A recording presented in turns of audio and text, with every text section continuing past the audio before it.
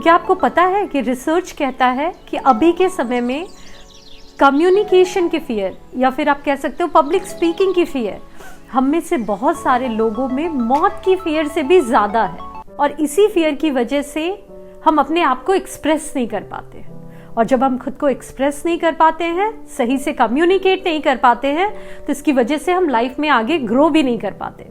क्योंकि अच्छे से कम्युनिकेट करना अभी के समय में एक बहुत बड़ी स्किल सेट है जिसे लेकर आप लाइफ में बहुत आगे बढ़ सकते हो। तो ये वीडियो बहुत ही ज़्यादा रिक्वेस्टेड है। किसी ने मुझे बहुत ज़्यादा रिक्वेस्ट किया है कि मैम आप एक वीडियो बनाइए कि जो ये फियर होती है, एंग्जाइटी होती है, जिसकी वजह से हम लोगों के सामने नहीं बोल पाते और उनकी केस में कह सकते हो कि हकलाने लगते हैं, तो इससे कैसे कम करें।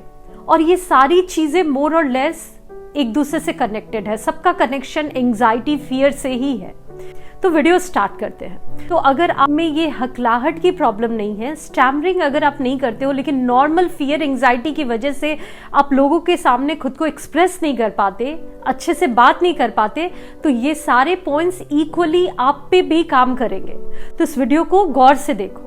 तो इस टॉपिक के बारे में मुझे बहुत ज़्यादा तो नॉलेज नहीं था, लेकिन जब ये रिक्वेस्ट मुझे किसी ने किया तो मैंने इससे रिलेटेड इन्फॉर्मेशन गैदर किए, समझा इन चीज़ों को वीडियोस देखे, और उसके बेसिस पे मुझे पता चला कि इसका बहुत हद तक कनेक्शन आपके इमोशन से होता है। जब आप बहुत ज़्यादा हैप्पीनेस के मोड पे रहते हो, बहुत ज़्यादा एक्साइटमेंट में रहते हो, स्ट्रेस, एंग्जाइटी, फियर में रहते हो, तो बहुत हद तक ये प्रॉब्लम्स होने लगते हैं। और आप खुद सोचो, नॉर्मली भी अगर आप में ये प्रॉब्लम है, मीन्स अगर आप स्टैमरिंग नहीं करते, हकलाते नहीं हो, लेकिन नॉर्मली अगर आप लोगों से बात नहीं कर पाते हो, तो कहीं ना कहीं उसमें भी आपकी स्ट्रेस, एंग्जाइटी, फियर की वजह से आप नहीं कर पाते। तो ये चीज़ें रिलेटेड है। वो मे बी एक्सट्रीम केस है जिसपे मुझे लगता है कि बहुत हद तक थेरेपी हेल्प करती है। मीन्स आपको अपने आप को देखना है कि आपकी क्या कंडीशन है। अगर ये बहुत ज़्यादा प्रॉब्लम है तो मुझे लगता है कि आपको ऐसे स्टैमरिंग के पेशेंट को थेरेपी की ज़रूरत होती है, जहां उनके वोकल कॉर्ड की एक्सरसाइज करवाई जाती है। तो आप अपनी कंडीशन देखो, और अगर ये बहुत ज़्यादा है तो आई थिंक आपको थेरेपी के लिए जाना चाहिए, और अगर ये कम है तो इसे आप नॉर्मल चीज़ों को ध्यान में रखकर भी ठीक कर सकते हो। तो बस ये जान लो कि लोगों के बीच में बात करने में अगर आपको घबराहट होती है तो उसका बहुत ज़्यादा कनेक्शन आपके साइकोलॉजिकल पैटर्न और हैबिचुअल पैटर्न की वजह से होता है। और अगर आप इस पैटर्न को ब्रेक करते हो ना, तो बहुत हद तक आप इस प्रॉब्लम को भी ओवरकम कर लेते हो। फॉर एग्जाम्पल कि अगर आप अच्छे से लोगों के बीच में नहीं बोल पाते, तो कहीं ना कहीं कुछ चीज़ें आपके साइकोलॉजी को हिट की है।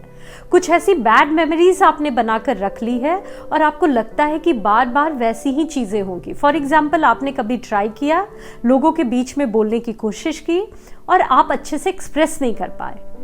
आपको ये फियर हो गया कि लोग आपका मजाक उड़ाएंगे या लोगों ने आपका मजाक उड़ाया, उसकी वजह से फियर, एंग्जाइटी आप में आई, वो डर आया, और उसकी वजह से आपके ब्रेन में कुछ चीज़ें ट्रिगर हुई और उसकी वजह से आप में ये प्रॉब्लम आया। स्टैमरिंग के केसेस में ऐसे लोगों में प्रॉब्लम ज़्यादा हो जाते हैं, उनकी हार्ट बीट भी बहुत ज़्यादा बढ़ जाती है, ब्रीदिंग बढ़ जाती है और बॉडी में मूवमेंट होने लगता है। इसके उपाय की अगर बात की जाए कि इसे कैसे ठीक कर सकते हैं, तो आप खुद सोचो कि अगर इस नेगेटिव इमेज की वजह से, इस नेगेटिव मेमोरी को जो आपने अपने अंदर बिठा के रखा है, इसकी वजह से आप कुछ चीज़ों को नहीं कर सकते हो, तो अगर आप इस मेमोरी को रिप्लेस कर दो अच्छी मेमोरी से, तो उसकी वजह से शायद आप लाइफ में कॉन्फिडेंट होकर चीजों को अच्छा कर लोगे।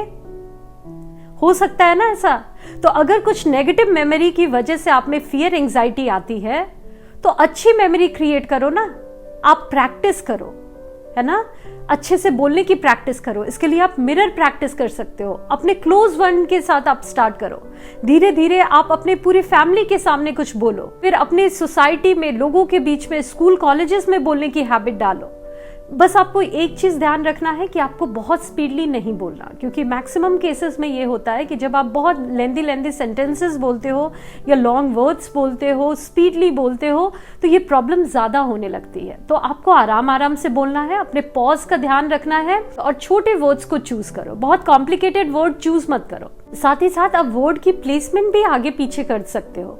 अगर कुछ वर्ड्स आपके दिमाग में ना आए तो सेंटेंस को दूसरे वर्ड से स्टार्ट कर सकते हो और ये भी आपको बहुत हद तक हेल्प करेंगे। तो फर्स्ट है कि आपको गुड मेमोरी क्रिएट करना है। ये गुड मेमोरी आप में कॉन्फिडेंस लाएगी और वो कॉन्फिडेंस की वजह से आप बहुत हद तक अपने आप को इम्प्रूव कर पाओगे। सेकेंड पॉइंट है कि आप वॉइस की रिकॉर्डिंग करके इसे ठीक कर सकते हो। तो आप खुद भी कुछ टॉपिक पे बोलो, पहले आप खुद से ही स्टार्ट करो और कभी कभी अपनी बातों को खुद से समझो कि किसी टॉपिक पे आप बोल रहे हो या कुछ आपको बोलना है और वो वॉइस को रिकॉर्ड करके आप देखो।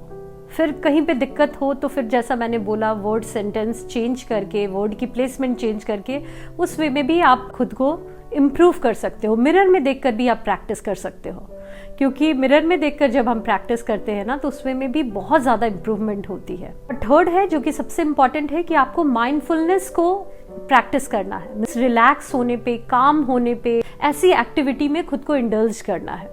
तो अच्छे डाइट का भी इसमें बहुत बड़ा रोल होता है, हाइड्रेशन का भी इसमें बहुत बड़ा रोल होता है और साथ ही साथ आप मेडिटेशन करो, एक्सरसाइज करो। इससे आपकी बॉडी और माइंड रिलैक्स होगी, क्योंकि आप देखो स्ट्रेस की वजह से, एंजाइटी की वजह से आप लोगों के बीच में पैनिक होते हो, आप खुद को एक्सप्रेस नहीं कर पाते हो। तो ये कैसे कम होगा? जब आप खुद को काम डाउन करोगे, खुद को रिलैक्स करोगे। और वो कैसे करोगे? मेडिटेशन से, योगा से। तो बहुत सारे मेडिटेशन एंड योगा आपको मिल जाएंगे और जो थेरेपी कराते हैं वो भी समहाउ कुछ वे में आपको मेडिटेशन ही कराते हैं। मैं यहाँ पे मेंशन करना चाहूंगी जो बहुत हद तक सारी बीमारियों को क्योर करता है वो है कपालभाति और अनुलोम विलोम। इसके साथ साथ एक और भी प्राणायाम है जो कि है भ्रामरी प्राणायाम। ये बहुत हद तक थायराइड में भी हेल्प करता है लोगों को, जिसमें यहाँ पे आपकी जो थायराइड ग्लैंड होते हैं, इससे एक अजीब सी आवाज़ निकाली जाती है। आप वो इंटरनेट पे सर्च कर लेना और उस वे में भी आपकी वॉइस बहुत हद तक इम्प्रूव होगी।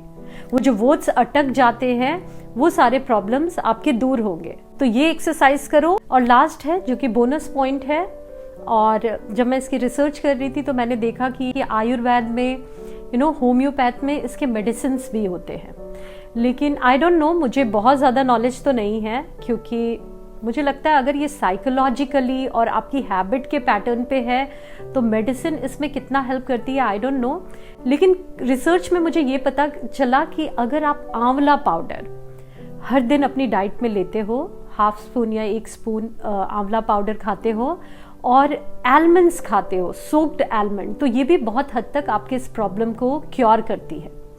और अगर इस प्रॉब्लम को क्योर ना भी करे तो एनी हाउ ये आंवला और एलमंड्स आपके लिए बहुत बेनिफिशियल है। आंवला में बहुत ज्यादा विटामिन सी होते हैं, एलमंड्स में विटामिन ई होते हैं, जो आपकी आंख, आपकी बॉडी, आपके ब्रेन के लिए आपके पूरे बॉडी फंक्शन के लिए बहुत ज्यादा इंपॉर्टेंट है। तो आप इसे भी कंज्यूम कर सकते हो। और मैं बस ये कहना चाहूंगी कि मैं डॉक्टर तो नहीं हूँ, लेकिन ये सारी चीज़ें मैंने इंटरनेट पे रिसर्च की और मुझे ये बहुत हद तक रिलेवेंट लगी, अपनी भी एक्सपीरियंस पे आसपास लोगों को देखकर। तो आप इसे करो और मुझे कमेंट में बताओ कि ये वीडियो आपको कैसा लगा और आपके लिए ये चीज़ें हेल्पफुल रही या नहीं रही।